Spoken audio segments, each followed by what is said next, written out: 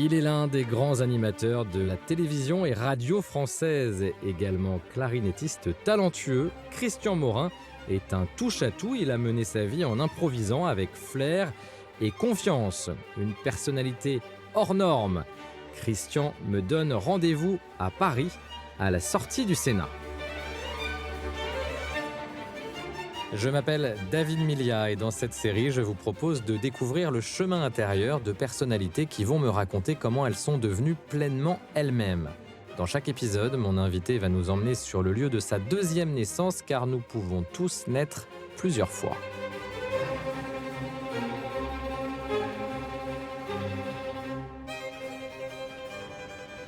Bonjour David. Bonjour Christian. Ça va, enchanté. Enchanté, grand plaisir de je vous vous retrouver. vois en vrai. Oui, Et non pas à la vous télévision. étiez la star de ma jeunesse. Ah oui, Je je vous vous beaucoup remercie. regardé. Ça commence mal.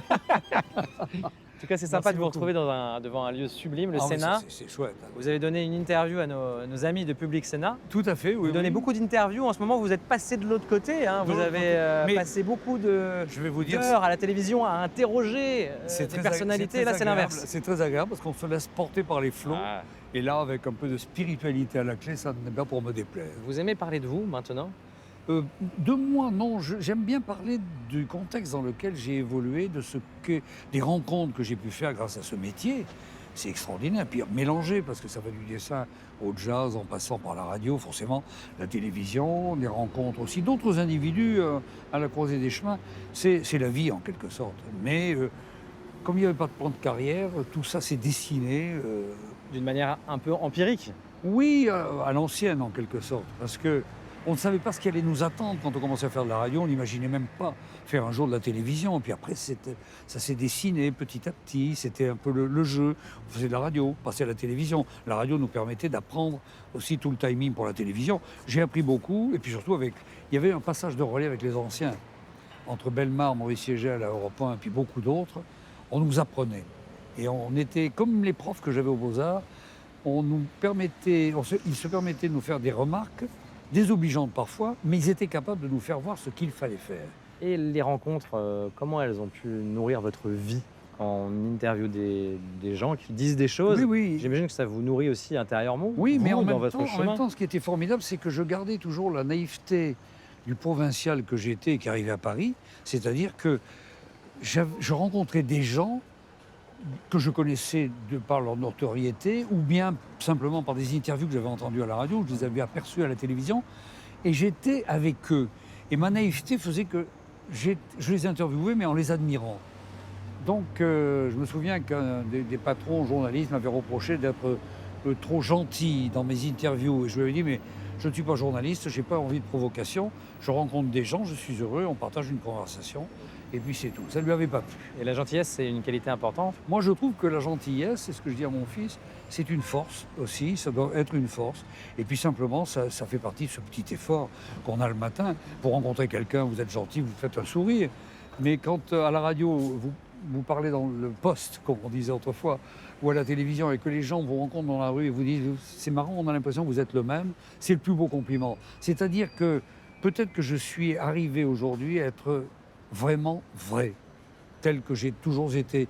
Mais à force... Unifié intérieurement Oui, voilà. et extérieurement. Voilà, et ça m'apporte une espèce d'équilibre. Alors on met du temps à avoir ça. Mais quand on se rend compte de ça, on se rend compte que tout le reste, il y a beaucoup de superficialité, il y a des choses banales qui ne servent à rien, on s'emporte pour des conneries, on peut le dire comme ça, et puis tout va mieux. On va faire une balade. Allez, On va volontiers, découvrir votre chemin intérieur. on va découvrir Paris, Et d'une Paris. certaine manière. Oui, oui. Merci David. Voilà. Et nous voilà partis pour une balade dans les rues parisiennes qui va nous emmener du côté des Invalides.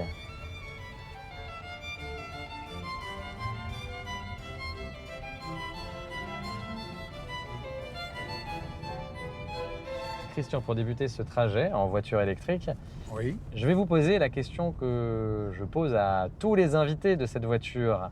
Christian, à quel âge êtes-vous né? Question inattendue. C'est une très bonne question, mais alors... oh là là. Comment, avec tout ce que j'ai eu à faire dans cette vie assez inattendu en ce qui me concerne. Est-ce que j'ai commencé à naître?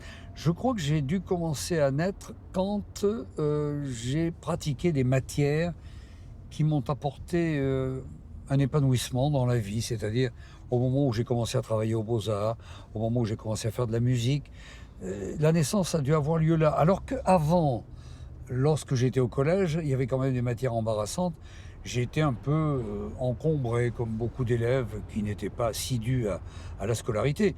Mais je dirais que c'est peut-être à partir du moment où j'ai eu le sentiment que le dessin n'était plus un passe-temps, mais devenait pour moi un enseignement. Parce qu'on vous connaît, c'est vrai, évidemment, comme animateur radio, animateur de télévision, musicien également, clarinettiste. On vous connaît moins en tant que vraiment artiste de dessin.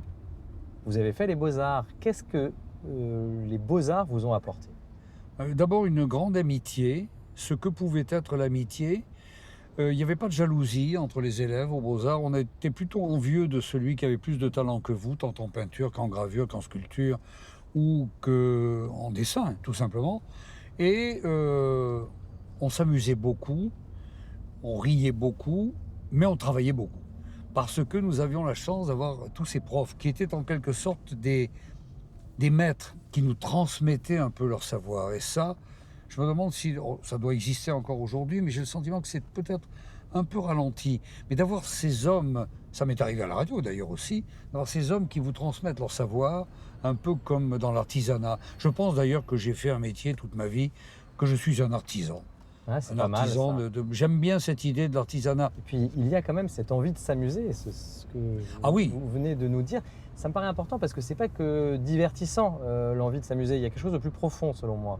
Écoutez, l'amusement, c'est toujours considéré comme quelque chose de peu sérieux. Parce que c'est vrai, je prends un exemple, à l'école, quand on m'envoyait au tableau pour l'algèbre, c'était une catastrophe, d'abord parce que j'étais très mauvais, mais surtout parce que ça se terminait toujours par Morin, 0, à ta place, et le prof rajoutait toujours cette phrase qui m'énervait, il disait « tu feras toujours rire tes camarades ». Eh bien, tant mieux. Et puis peut-être grâce à lui, j'ai réussi à aller dans une voie où j'essaie de faire sourire les gens. En tous les cas, apporter un petit peu de légèreté. C'est vrai que quand on voit mon plan de carrière, qui n'a jamais existé d'ailleurs, ma carrière ne me destinait pas à la profession de Premier ministre. Oui, mais cette envie de vous amuser vous a conduit à la radio, à la télévision. Comment vous êtes arrivé à changer de voie de dessinateur de presse à animateur à la radio et à la télévision? C'est simple parce que pendant une dizaine d'années à Bordeaux, entre les Beaux-Arts, le jazz, j'avais monté un quartet de jazz qui me permettait de participer à des émissions de radio à l'ORTF de Bordeaux-Aquitaine. Et puis, je faisais des affiches pour la semaine Sigma. J'ai exposé avec l'école de Nice, avec Ben. Puis ensuite, j'ai commencé à faire du dessin humoristique pour le Journal Sud-Ouest. Et quand je suis arrivé à Paris, j'ai trouvé du travail dans une agence de pub avec mon diplôme et je me suis ennuyé. Bon. Alors, j'ai démissionné au bout de 15 jours. Tout le monde m'a dit, mais tu n'avais pas de travail. Alors, heureusement, j'avais quelques subsides en jouant de la clarinette dans les clubs de jazz, à la Huchette ou au Stock Club. Mais je me suis dit, qu'est-ce qui pourrait rassembler tout ce que je viens de faire pendant 10 ans? Donc je suis allé taper à Europe 1, que j'écoutais avec Francine Blanche. Et puis j'ai demandé s'il y avait des stages, ne riez pas David, pour devenir speaker. On m'a dit, mais on dit plus speaker, on dit animateur, meneur de jeu. Et est-ce que vous avez des maquettes? Est-ce que vous avez enregistré quelque chose? Non, pas du tout. Ah ben on peut vous faire un essai de voix. J'ai fait un essai de voix, puis 2. Et puis 3-4 jours avant Noël, c'est un conte de Noël, j'ai reçu un coup de fil de la secrétaire de Pierre Delanoë, alors directeur des programmes, qui me dit, écoutez, j'aime bien votre voix, il y a des choses bien dans la maquette, des choses moins bien, mais j'aime bien votre timbre, ça me rappelle celui de Beko, pour lequel il écrivait des chansons notamment. Et il me dit, est-ce que vous êtes libre le 9 janvier? Que voulez-vous répondre? J'ai dit oui. Vous vous rendez compte, c'est une opportunité formidable. Et là, c'est comme au théâtre, on vous donne un tout petit rôle, 2 phrases, et puis un jour, vous devenez un peu plus comédien lambda, vous avez un rôle un peu plus important. Comme au football, vous êtes sur le banc de touche, et puis un jour, vous faites un grand match. Donc voilà. Ainsi, je voyais la vie quand même se dessiner de façon...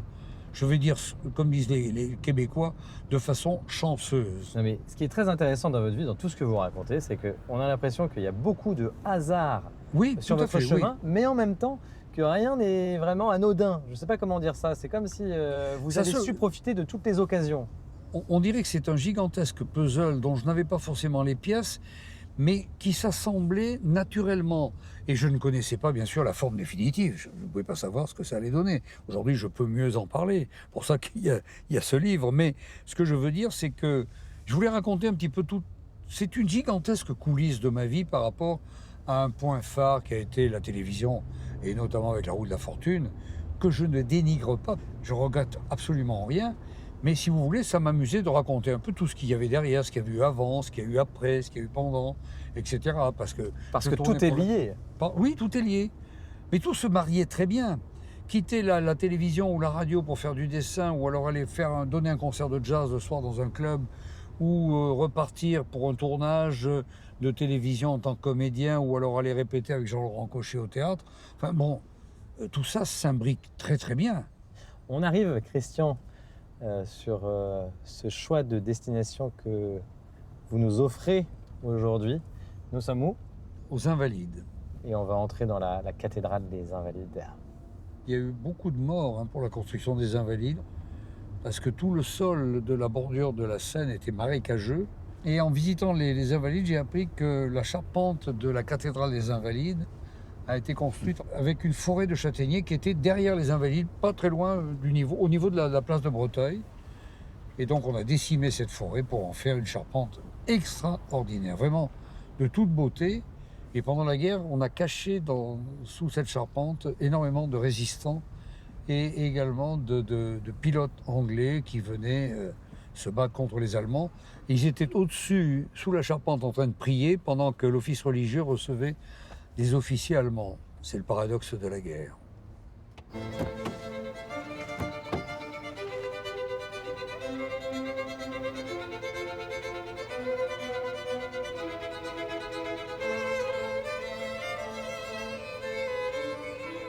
Qu'est-ce qui vous touche tant dans ces histoires de résistance? Ça rejoint un petit peu ce qu'a fait mon père pendant la guerre, puisque mon père, avait été rappelé en 1939, et il était caporal dans les tirailleurs marocains. Donc il a été fait prisonnier à Carvin, dans le Nord, dans une ferme encerclée par les Allemands.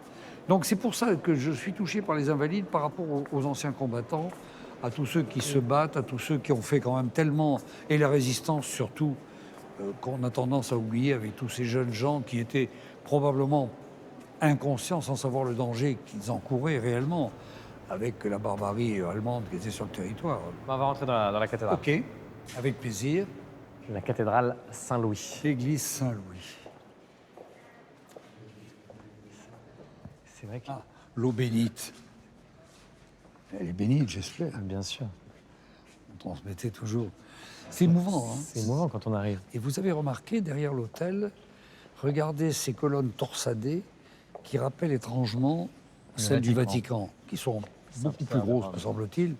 Vous avez fait votre signe de croix. Vous êtes Oui. croyant. Oui, tout à fait.